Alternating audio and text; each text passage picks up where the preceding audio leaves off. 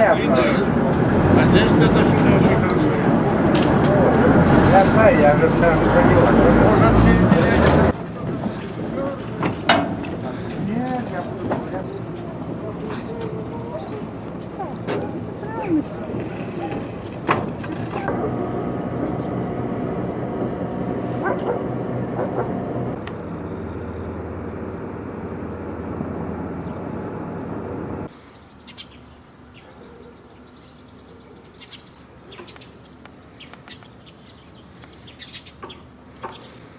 Люди жалуются, но это никак с ними закупать. А дальше так невозможно.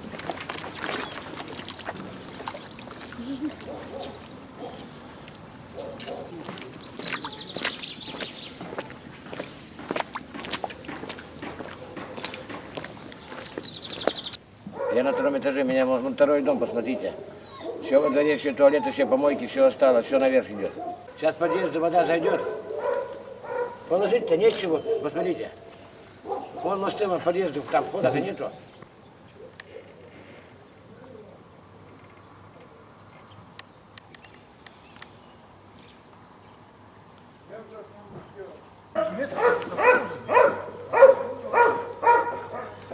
В 2002 году у нас 36 сантиметров ровно воды было.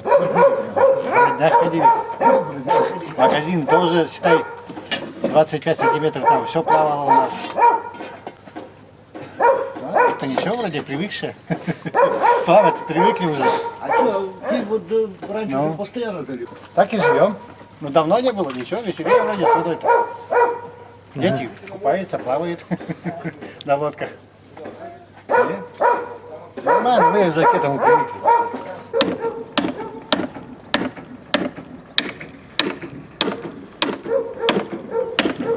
Вот так вот.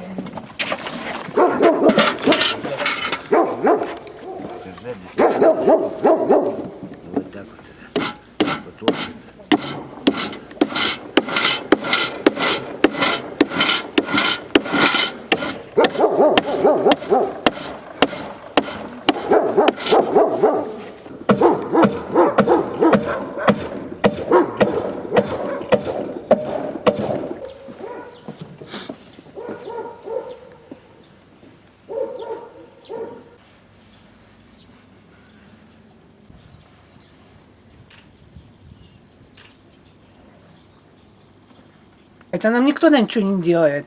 Мосты мы сами, вот, что сделаны мосты, это делали мы сами.